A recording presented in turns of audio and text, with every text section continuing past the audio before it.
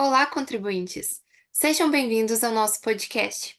Hoje vamos falar sobre o chamado IPI e entender como esse imposto influencia sobre a dinâmica econômica do nosso país. Para isso, hoje estão comigo duas especialistas, uma contadora e uma consultora tributária. Podem se apresentar, meninas. Olá, ouvintes. Eu sou a contadora Bruna e espero poder ajudar a esclarecer a ideia que imposto é roubo. Olá, pessoal. Meu nome é Vanessa, eu sou consultora tributária e hoje eu vou tentar explicar sobre esse imposto sem tanto juridiquês. Muito bem, meninas. Então, ouvintes, para iniciar, para quem não sabe sobre o tema de hoje, o termo IPI, ele significa Imposto sobre Produtos Industrializados. E como o próprio nome diz, ele é um imposto aplicado sobre produtos industrializados, tanto nacionais quanto importados. Bruna, você poderia nos explicar brevemente, então, um pouco mais sobre o IPI? Claro, como você disse, o IPI é um imposto aplicado sobre os produtos industrializados, tanto nacionais quanto importados, e ele desempenha várias funções, desde o controle da produção até o financiamento de políticas públicas. Vocês sabiam que o IPI é uma das principais fontes de arrecadação do governo brasileiro? Contribuindo para as áreas como saúde, educação e segurança? Não sabia disso. É uma das principais fontes, sério? É verdade. Juntamente com o imposto de renda, o imposto sobre a circulação de mercadorias e serviços, conhecido como ICMS, o Programa de Integração Social, o PIS, e também a contribuição para o financiamento da Seguridade Social, o nosso conhecido COFINS. Ah, interessante. Enquanto eu estava fazendo as minhas pesquisas sobre o assunto de hoje, eu identifiquei sobre o fato gerador. Nas minhas pesquisas, eu identifiquei que então o fato gerador ele é um evento que, conforme a legislação tributária, ele enseja a obrigação de pagamento do imposto. Vocês podem explicar um pouquinho sobre isso? Claro, Isa. No caso do IPI, o fato gerador ele ocorre no momento da saída do produto industrializado do estabelecimento industrial ou então equiparado a uma indústria. Então, quando o produto é colocado no mercado. E aí esse evento ele pode ser dividido em dois principais casos, que seria a saída de produtos industrializados. Então, quando os produtos saem do estabelecimento industrial, seja para venda, transferência para outro estabelecimento, exportação, entre outras operações, ocorre o fato gerador do IPI.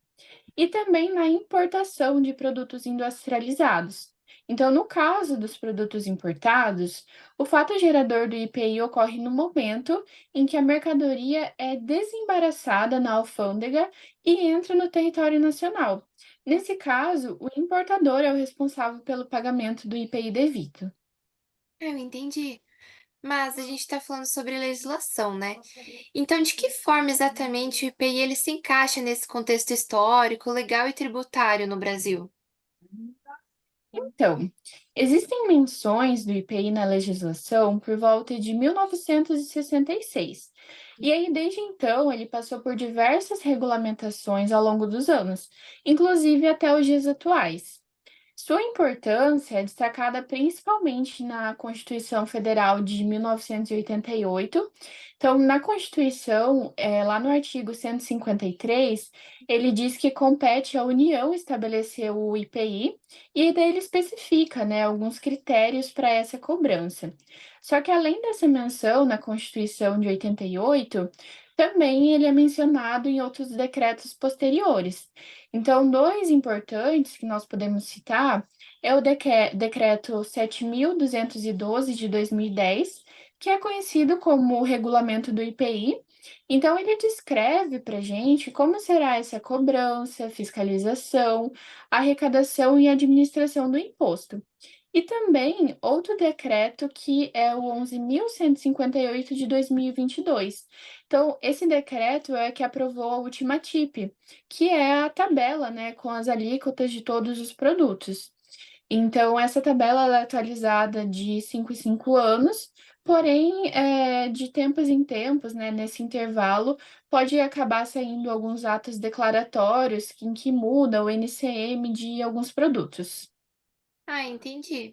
E na legislação, pelo que eu estava lendo também, ele traz alguns aspectos técnicos sobre o imposto, né? Sobre o IPI. Bruna, você poderia nos explicar sobre o que a legislação traz acerca da base de cálculo e as alíquotas aplicáveis aos produtos? Sim, a base de cálculo do IPI é o montante que será tributado, enquanto as alíquotas podem variar de acordo com o tipo de produto. É muito importante consultar a TIP, a tabela de incidência do imposto, como a Vanessa estava falando, e para saber as alíquotas aplicáveis a cada produto. E, Uhum. inclusive, é importante destacar que o IPI é calculado mensalmente e recolhido até o 25º dia útil do mês seguinte ao fato gerador. E falando também um Além pouquinho sobre a identificação dos contribuintes, o IPI ele é um imposto federal. Cabe à União arrecadar e cobrar o tributo. Em termos práticos, o responsável tributário pelo IPI pode variar dependendo da situação. Por exemplo, o industrial, como se a empresa fabrica o produto no Brasil, ela é responsável pelo pagamento. Uhum. O importador, se uma empresa importa produtos para o Brasil, ela é responsável pelo pagamento. E o arrematante dos produtos apreendidos, caso os produtos sejam apreendidos e posteriormente leiloados. O arrematante desses produtos se torna o responsável pelo pagamento do IPI.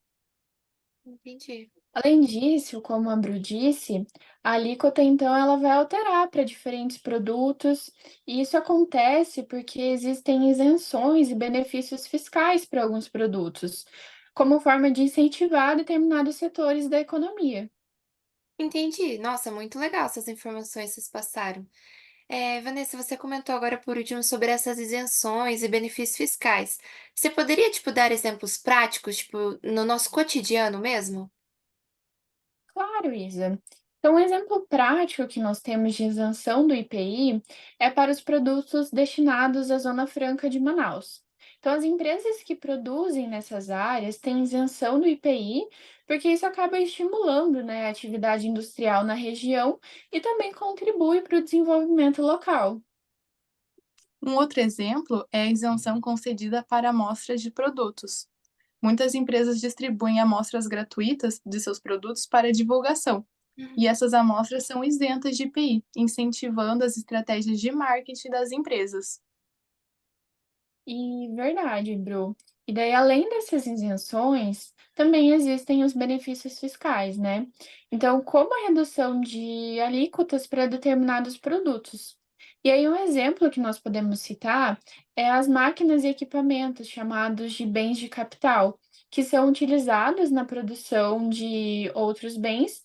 Eles têm alíquotas reduzidas de IPI, incentivando, então, o investimento em modernização e aumento da produtividade nas indústrias.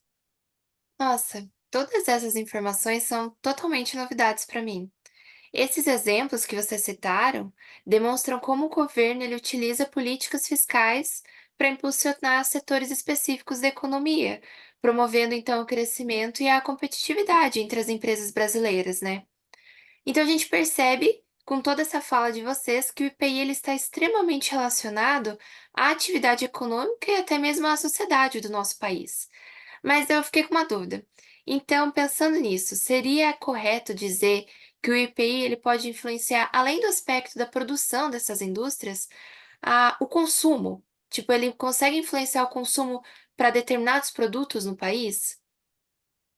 Com certeza, o IPI pode influenciar a oferta e a demanda dos produtos, bem como a competitividade das indústrias nacionais. Isso acontece porque as suas alíquotas e benefícios fiscais podem estimular ou desestimular a produção e consumo de determinados bens. Assim, o IPI pode ser usado como ferramenta de política econômica, estimulando ou desestimulando setores específicos da economia. Verdade, gente. E com isso, o IPI ele desempenha um papel importante na proteção da indústria nacional e na manutenção de empregos do país, pois as indústrias elas empregam milhares de colaboradores. Nossa, realmente, o IPI, ele, apesar de ter uma sigla tão pequena, ele tem um impacto gigantesco no nosso país.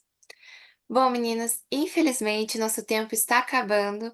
Já chamaram minha atenção algumas vezes aqui no ponto para a gente fazer o encerramento de hoje. Que Então, pena, Pois é, Passou tão rápido. verdade. Mas será que vem aí uma parte 2 sobre outro imposto, talvez? Com certeza. Claro. Ah, então beleza, gente. Eu quero agradecer vocês pela disponibilidade e por compartilharem seus conhecimentos conosco hoje. E com essa conversa, a gente percebe então de uma forma nada juridiquês, como a Vanessa falou, que o imposto não é roubo, né, Bruna? Com certeza, isso aí. E a vocês, ouvintes e contribuintes, esperamos que esse episódio tenha sido esclarecedor e informativo para vocês, tanto quanto foi para mim. Não deixem de nos acompanhar nos próximos episódios e nas redes sociais.